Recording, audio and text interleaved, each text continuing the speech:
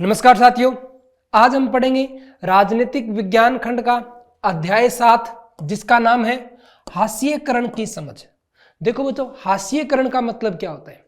हास्यकरण या एक किनारा, यानी कि यहां हास्यकरण की समझ से मतलब है किसी जाति, किसी जनजाति, आदिवासी जो जनजातियां हैं उन्हें एक किनारे पर कर देना, यानी कि उन्हें कहीं ना कहीं केंद्र के अंदर न रखना, ये होता है हास्यकरण।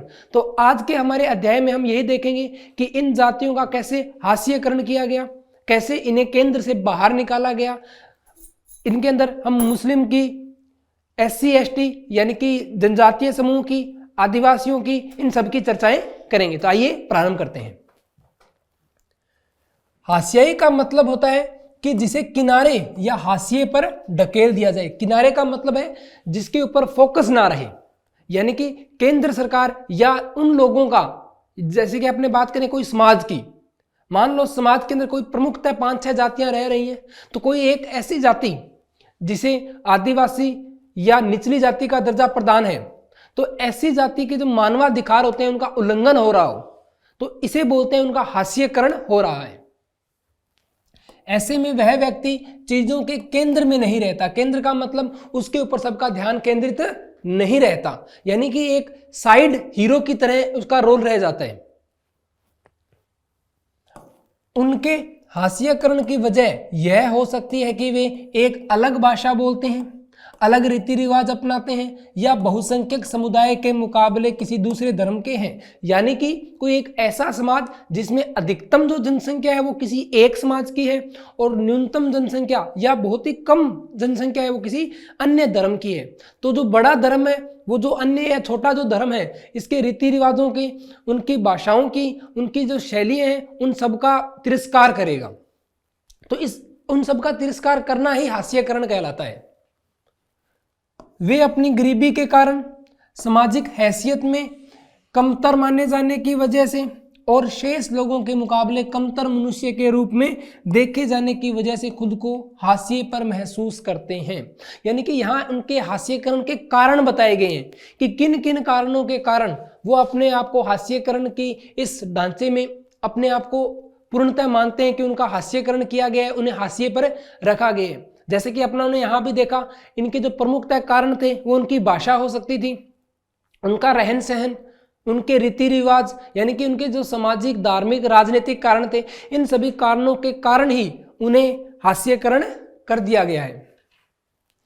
आर्थिक, सामाजिक और राजनीतिक सभी दायरे समाज के कुछ तबकों को हास्याई महसूस करने के लिए विवश करते हैं। अब हम देखेंगे आदिवासी और हास्यकरण, यानी कि आदिवासी कैसे हास्यकरण के शिकार हुए। जैसे इससे पहले मैंने हास्यकरण के आपके कारणों के बारे में बताया था कि हास्यकरण के कारण क्या थे, तो अब हम अलग अलग जाति, जनजाति, आदिवासी, मुस्लिम, इन लोगों के हास्यकरण के कारण देखेंगे कि कैसे ये हास्यकरण के शिकार हुए। तो यहाँ सबसे पहले बात आती है कि आदिवासी कौन लोग होते हैं। देखो बच्चों, आदिवासी जो है यह 2 शब्दों से मिलकर बना है, आदि प्लस वासी।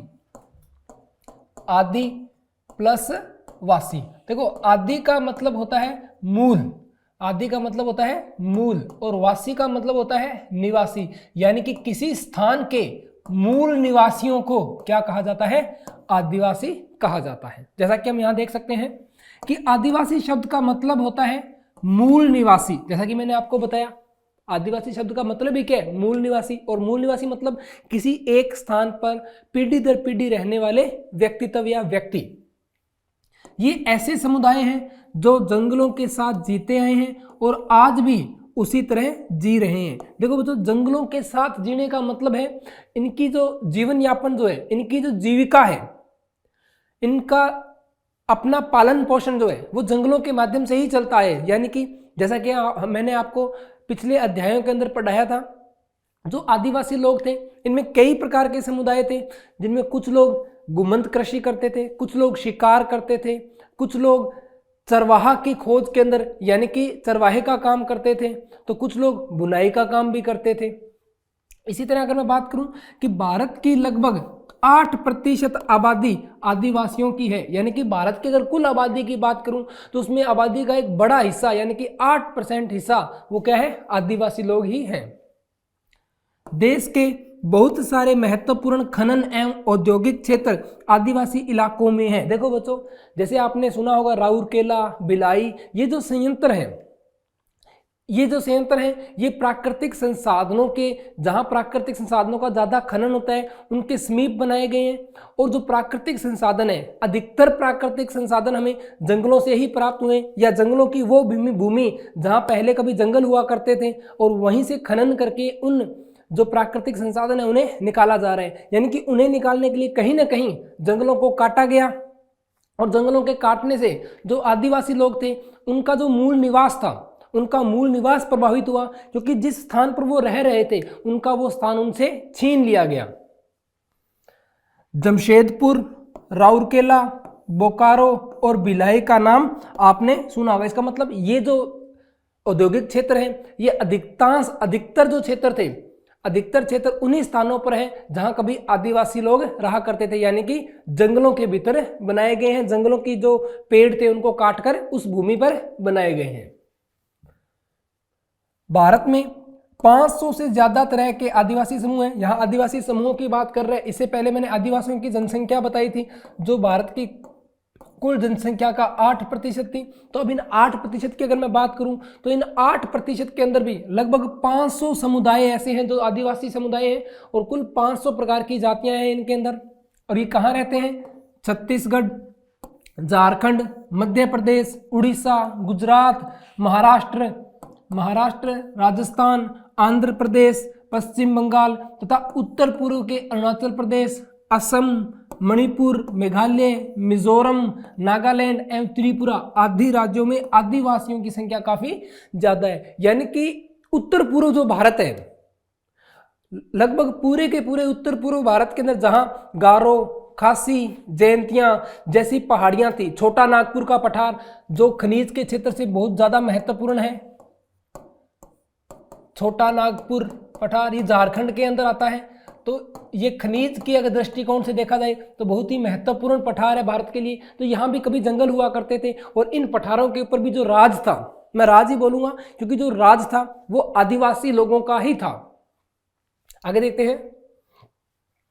आदिवासियों के बहुत सारे जनजातीय धर्म होते हैं। देखो, जैसे कि मैंने बताया कुल 500 प्रकार के आदिवासी समुदाय थे। तो इन 500 प्रकार के आदिवासी समुदायों के अंदर विभिन्न प्रकार के धर्म थे। जैसे कि हमारे, अगर मैं आज के समाज में देखूं तो इस्लाम धर्म है, हिंदू धर्म है, पारसी धर्म है, जैन धर्म है, बौद्ध धर्म है, ऐसे बहुत अन्य सारे धर्म है। ऐसे आदिवासियों के अंदर भी काफी धर्म प्रचलित थे, जो कि इस्लाम धर्म, हिंदू धर्म, ईसाई धर्म, इन धर्मों से बिल्कुल अलग थे। वे अक्सर अपने पुरखों की गांव और प्रकृति की उपासना करते हैं। प्रकृति से जुड़ी आत्माओं में पर्वत, नदी, पशु आदि की आत्माएं हैं। यानी कि इनका मानना था कि जो कुछ है, यानी कि भगवान के रूप में अगर मैं बात करूं तो भगवान के रूप में प्रकृति को ही मानते थे, प्रकृति की ही पूजा करते थे, क्योंकि इनका मानना था कि जो जीवन यापन चल रहा है वो कहीं ना कहीं प्रकृति से ही चल रहा है, क्योंकि इन्हें अपनी जरूरत की सभी चीजें प्रकृति से ही मिलती थी। अब वो चाहे शिकार करने के लिए हो, चाहे कोई और संसाधन, कृषि हो, कैसे भी हो, हर एक चीज इन्हें जंगल से ही प्राप्त होती थी। आगे देखते हैं। आदिवासियों की अपनी भाषाएं रही हैं। जैसे कि मैंने आपको बताया इनके अपने धर्म थे, अपने निवास स्थान थे, तो इनकी भाषाएं भी हमारी भाषाओं से बिल्कुल अलग थी। उनमें से ज्यादातर संस्कृत से बिल्कुल अलग और संभवतः उतनी ही पुरानी है। इसका मतलब देखो, प्राचीन भारत की अगर मैं बात करूं तो प्राचीन भारत में सबसे अधिक बोली जाने वाली जो भाषा थी वो संस्कृत भाषा ही थी। पर आदिवासी लोग उस समय भी संस्कृत नहीं जानते थे, उनकी अपनी खुद की भाषा शैली थी, और इसे माना जाता है कि ये जो भाषा शैली है ये लगभग बराबर है संस्कृत भाषा शैली के, यानी कि इसका जो उदय काल है इन भाषाओं का लगभग क्या है, समान है। हमारे देश में आदिवासियों को एक खास तरह से पेश किया जाता रहा। जैसा कि अगर मैं हमारी बात करूं तो हमने आदिवासी समुदायों को वैसे नहीं देखा जैसा हमें दिखाया जा रहा है। आदिवासी समुदायों को जब हम देखते हैं तो उन्हें मुखौटा पहने हुए, डांस करते हुए, यानी कि एक ऐसी जाति के रूप में पेश किया जाता है। ऐसा लगता है कि वो बिल्कुल भी शिक्षित नहीं है और वो बहुत ज़्यादा पिछड़े हुए हैं, पर ऐसा नहीं है। आदिवासियों में खुद में अपनी अपनी परंपराएं होती है, वो अपनी परंपराओं के अनुसार ही चलते हैं। जैसा कि मैं आपको बताऊं कि स्कूल के उत्सवों, सरकारी कार्यक्रमों या किताबों व फिल्मों में उन्हें सदा एक रूप में ही पेश किया जाता है। वे रंग बिरंगे कपड़े पहने, सिर पर मुकुट लगाए और हमेशा नाचते गाते दिखाई देते। जैसा कि हम 26 जनवरी को लाल किले पर होने वाली झांकियों में भी देख सकते हैं। हमने अक्सर पाया है कि जो आदिवासियों की जो झांकियां निकाली जाती है, उन आदिवासी की झांकियों में उन्हें कुछ ऐसा ही दर्शाया जाता है, यानी कि उनके पारंपरिक तरीकों को कहीं छोड़ दिया जाता है और उनका एक अलग ही रूप हमारे सामने पेश किया गया है। आदिवासी और विकास, जैसा कि आपने इतिहास को अपनी पाठ्य पुस्तक में पढ़ा है, भारत में तमाम साम्राज्यों और सभ्यताओं के विकास में जंगलों का बहुत गहरा महत्व रहा है। क्योंकि देखो बच्चों, जो प्राकृतिक संसाधन थे वो कहीं ना कहीं हमें जंगलों से ही प्राप्त होते थे। जैसे कि अगर मैं बात करूं, तलवार बनाने के लिए लोहा और स्टील, इमारतें बनाने के लिए लकड़ियां, तो ये जो सब चीजें थी, अधिकांशतः चीजें हमें जंगलों से ही प्राप्त होती थी। तो कहीं ना कहीं जंगलों का अपना इन सभ्यताओं को विकसित करने में कहीं ना कहीं अपना बहुत बड़ा योगदान रहा था। जैसे हमने प्राचीन सभ्यताएं देखी, जैसे कि सिंधु सभ्यता हुई, तो ये जो सभ्यताएं थी कहीं ना कहीं नदियों के किनारे और जंगलों में ही बसी हुई थी। 19वीं सदी के आखिर तक हमारे देश का बड़ा हिस्सा जंगलों से ढका हुआ था। जैसा कि मैंने आपको बताया, झारखंड, बिहार, उड़ीसा, पश्चिम बंगाल और उत्तर पूर्व के जितने भी क्षेत्र हैं, वहां लगभग क्षेत्रों के अंदर जंगल ही हुआ करते थे। वहां निवास स्थान बहुत ही कम था और कम से कम 19वीं सदी के मध्य तक तो इन विशाल भूखंडों का आदिवासियों के पास जबरदस्त ज्ञान था। जबरदस्त ज्ञान का मतलब वहां पर जो लोग निवास करते थे, यानी कि जो आदिवासी थे, वो भली भांति परिचित थे उन जंगलों से, वहां से निकलने वाले प्राकृतिक संसाधनों से। वहां की सरकार यानी कि उपनिवेशक शासक उस समय जब हमारे ऊपर चल रहा था, तो जो ब्रिटिश शासन था वो भी नहीं जानता था कि किस स्थान पर कौन सा प्राकृतिक संसाधन है। पर जबकि आदिवासी लोग जो थे, क्योंकि जंगल उनका घर था, तो वो अपने घर को अच्छी तरह भली भांति जानते थे कि किस स्थान पर कौन सी प्राकृतिक संसाधन का शोधन किया जा सकता है, कौन सा स्थान किस प्राकृतिक संसाधन के लिए उपयुक्त है। औपनिवेशिक शासन, औपनिवेशिक शासन यानी कि जब कोई दूसरा राष्ट्र किसी अन्य राष्ट्र पर आकर राज करे, ऐसे शासन को बोलते हैं औपनिवेशिक शासन। औपनिवेशिक शासन से पहले, यानी कि बात कर रहा है अंग्रेजों के आने से पहले, यानी कि लगभग 1600 से पहले, क्योंकि जो अंग्रेज थे वो लगभग 1600 के आसपास आए, मैं बात कर रहा हूं 1600 से पहले की। आदिवासी समुदाय शिकार और चीजें बिनकर आजीविका चलाते थे। वे एक जगह ठहर कर कम रहते थे। वे स्थानांतरित खेती के साथ साथ लंबे समय तक एक स्थान पर भी खेती करते थे। जैसा कि मैंने आपको पिछले अध्यायों के अंदर बताया, आदिवासी ऐसे थे कि कुछ आदिवासी तो घुमंत कृषि यानी कि घूम घूम कर कृषि करते थे, कुछ एक जगह ठहर कर कृषि करते थे, कुछ ऐसे थे जो भेड़ पालक थे, यानी कि चरवाहों की खोज में, जहां चरवाहे अपने जीवन यापन को चला सकें, यानी कि अच्छी घास हो उस जगह जाते थे। कुछ शिकार करते थे, यानी कि हर एक समुदाय का अलग अलग काम था, उस हिसाब से उनका रहना सहना सब वहीं पे निर्भर करता था। आगे देखते हैं।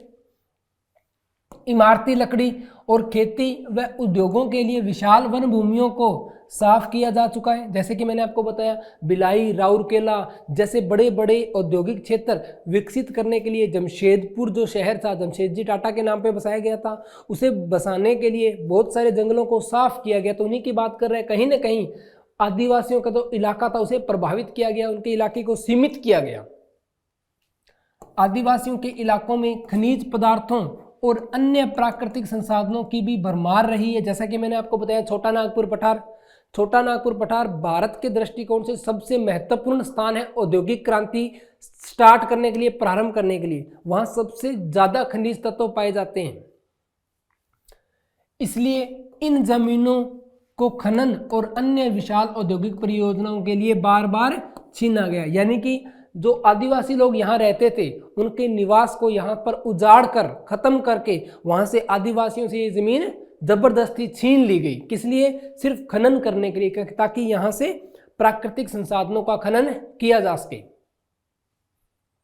आदिवासियों के बीच काम करने वाले संगठनों की एक ताजा सर्वेक्षण रिपोर्ट से पता चलता है कि आंध्र प्रदेश, छत्तीसगढ़, उड़ीसा और झारखंड में जो लोग विस्थापित हुए हैं उनमें से 79% आदिवासी थे। उनकी बहुत सारी जमीन देश भर में बनाए गए सैकड़ों बांधों के जलाशयों में डूब चुकी थी। यानी कि अगर सिर्फ अपने इतने ही प्रदेशों की बात करें, यानी कि आंध्र प्रदेश, छत्तीसगढ़, उड़ीसा, झारखंड, तो इनमें भी अगर 100 व्यक्ति स्थानांतरित हुए हैं तो उनमें से 100 में से जो 79 व्यक्ति थे वो सब के सब आदिवासी थे। यानी कि उतने लोग जंगलों में ही रहते थे और जंगलों से ही उनकी आजीविका चलती थी। इसके अलावा भारत में 54 राष्ट्रीय पार्क, जिनको नेशनल पार्क भी कहते हैं, अपने नेशनल पार्क वो स्थान होता है जहां किसी भी आम व्यक्ति की आवाजाही पर प्रतिबंध होता है। यानी कि कोई भी आम व्यक्ति वहां आ जा नहीं सकता बिना सरकार की परमिशन के। 372 वन्य जीव अभ्यारण्य है। इनका कुल क्षेत्रफल 1,09,652 वर्ग किलोमीटर है। अगर इन सब के अगर क्षेत्रफल की मैं बात करूं, अब वापस अगर मैं बात करूं, जो भारत सरकार है, एक बार फिर से भारत सरकार का जो टारगेट है वो यही है कि देश के अंदर जंगलों की संख्या को बढ़ाया जाए, यानी कि जो जंगलों का क्षेत्रफल है उसको और भी बढ़ाया जाए। और हमारा जो टारगेट है वो लगभग 30% क्षेत्रफल पे क्या होना चाहिए, भारत के जंगल ही होने चाहिए, जो कि अभी तक लगभग 22 से 23% ही है। ये ऐसे इलाके हैं जहां मूल रूप से आदिवासी रहा करते थे, क्योंकि देखो जंगलों को साफ किया गया था और ये भी कहीं ना कहीं जंगल है। तो आज जब इन जंगलों के अंदर किसी को जाने ही नहीं दिया जा रहा, यानी कि कहीं ना कहीं जो आदिवासी लोग थे उनकी भूमि उनसे छीन ली गई। अपने परंपरागत निवास स्थानों के छीनते जाने की वजह से बहुत सारे आदिवासी काम की तलाश में शहरों का रुख कर रहे थे, क्योंकि देखो हर एक व्यक्ति को अपनी आजीविका चलानी होती है। जो आदिवासी थे उनकी आजीविका चलती थी जंगलों से। अब जंगल रहे नहीं तो अब वो अपनी आजीविका चलाने के लिए, अपने परिवार का पालन पोषण करने के लिए शहरों का रुख करना प्रारंभ कर चुके थे। अलग अलग शहरों में जा रहे थे, अलग अलग गांवों में जा रहे थे काम की तलाश में, ताकि जितना ज़्यादा काम मिले उनका पालन पोषण हो सके। यानी कि कहीं ना कहीं वो अपने पारंपरिक रीति रिवाजों को छोड़ एक अलग स्थानों पर बसने के लिए मजबूर हो गए थे। ग्रामीण इलाकों में 45% और शहरी इलाकों में 35% आदिवासी समूह गरीबी की रेखा से नीचे गुजर बसर करते हैं। गरीबी रेखा से नीचे गुजर बसर करते हैं, यानी कि उन्हें 2 समय का प्राप्त भोजन भी नहीं मिल पा रहा है। इसकी वजह से वे कई तरह के अभावों का शिकार हो जाते हैं। उनके बहुत सारे बच्चे कुपोषण के शिकार रहते हैं। कुपोषण का मतलब वो है बच्चों जिनमें पोषण की कमी हो। ऐसे बच्चे जिनको पोषण उचित मात्रा में पोषण नहीं मिलता, तो ऐसे बच्चे कुपोषण के शिकार हो जाते हैं, शिकार रहते हैं। आदिवासियों के बीच साक्षरता भी बहुत ही कम है। अब मैं बात करूं, जैसे कि अपनों ने अभी बात की हमने आदिवासी समुदाय की, कि आदिवासी समुदाय को कैसे हास्यकरण पर रखा गया, कैसे उनको जो हमारी मुख्य विचारधारा थी उससे अलग कर दिया गया। ऐसे ही अब हम बात करेंगे अल्पसंख्यक की। अल्पसंख्यक मतलब एक ऐसा समुदाय, एक ऐसा समाज जिसकी जो संख्या है, उसमें रहने वाले लोगों की जो संख्या है वो अन्य समुदाय के लोगों से कम हो, तो ऐसे समुदाय को, ऐसे समाज को कहा जाता है अल्पसंख्यक। तो अब हम बात करेंगे अल्पसंख्यक और हास्यकरण, यानी कि अल्पसंख्यकों का हास्यकरण कैसे किया गया। मौलिक अधिकार, देखो बच्चों मौलिक अधिकार हमें संविधान से मिले हैं।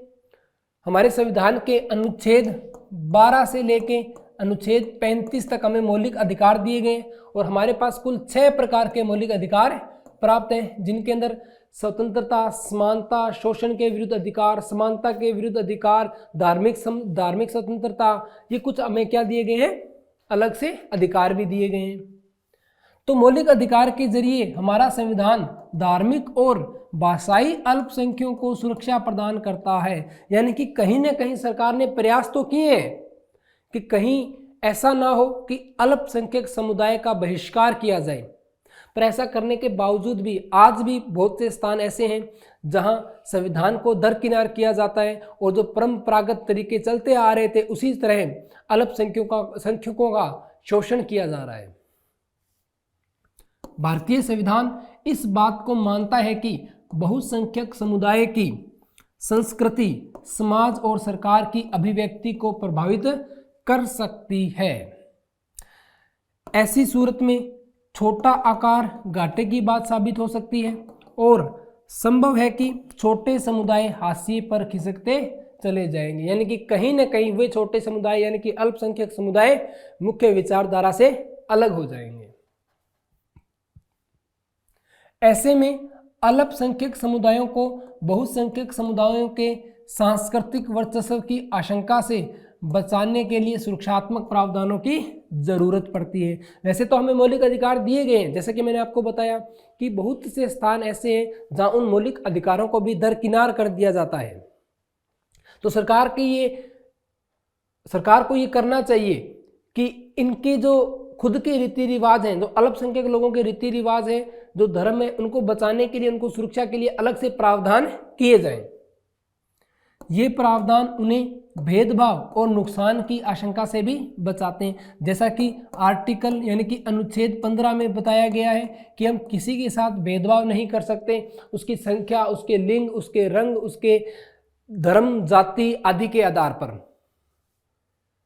संविधान में इन सुरक्षाओं की व्यवस्था इसलिए की गई है कि हमारा संविधान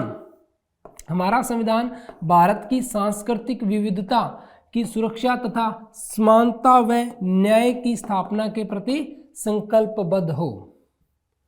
अब हम बात करते हैं मुसलमान और हाशिएकरण कि मुसलमान कैसे हाशिएकरण के शिकार हुए। देखो बच्चों, जब भारत के संविधान का निर्माण हो रहा था, यानी कि जब भारत को आज़ादी मिल रही थी, उसी समय जो मुस्लिम लीग थी, मुस्लिम लीग ने अलग से देश की मांग की। उनकी मांग का जो कारण था वो एकमात्र कारण यही था कि अगर हम एक ही देश के रूप में रहते हैं तो मुसलमान जो होंगे वो अल्पसंख्यक होंगे और एक लोकतांत्रिक सरकार के अंदर कहीं ना कहीं हमारा दमन किया जाएगा, हमारा शोषण किया जाएगा। इसीलिए उन्होंने अपने लिए एक अलग देश की मांग की ताकि हम अल्पसंख्यक न रहकर एक बहुसंख्यक समाज के रूप में उभरें।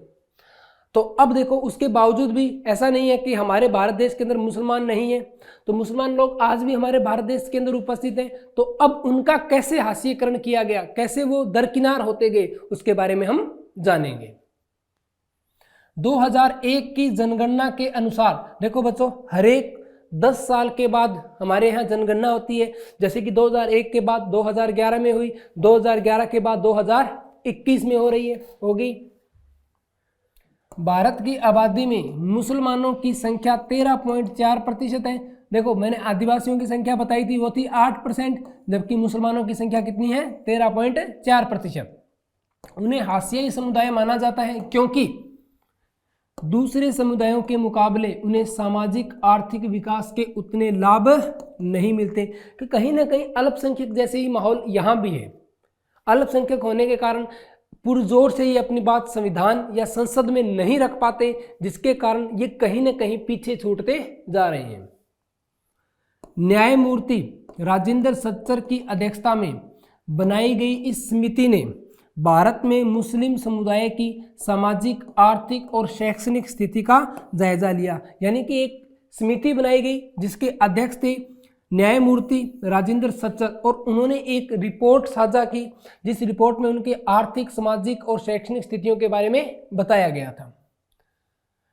समिति की इस रिपोर्ट से पता चलता है कि यानी कि इन्होंने इस रिपोर्ट में क्या क्या बताया कि मुसलमानों की स्थिति कैसी है, उनकी आर्थिक स्थिति, उनकी राजनीतिक स्थिति, उनकी जो दिनचर्या है वो किस तरह से चल पा रही है।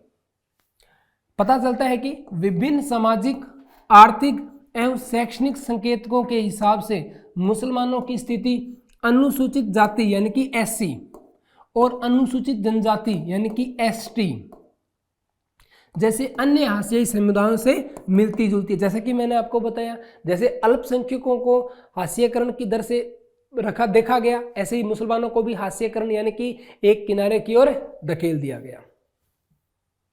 तो बच्चों, इसी के साथ हमारा ये अध्याय यहीं समाप्त होता है। इस अध्याय के अंदर हमने हाशियाकरण के बारे में जाना कि हाशियाकरण क्या है, किन समुदायों का हाशियाकरण किया गया, कैसे इन समुदायों को दरकिनार करते गए, और इसमें हमने विभिन्न समुदायों के बारे में देखा, जैसे कि आदिवासियों के बारे में जाना, अल्पसंख्यकों के बारे में जाना, और मुसलमानों की जो हाशियाकरण की जो समझ थी उसके बारे में जाना। तो अब हम मिलते हैं हमारे अगले अध्याय के साथ। धन्यवाद।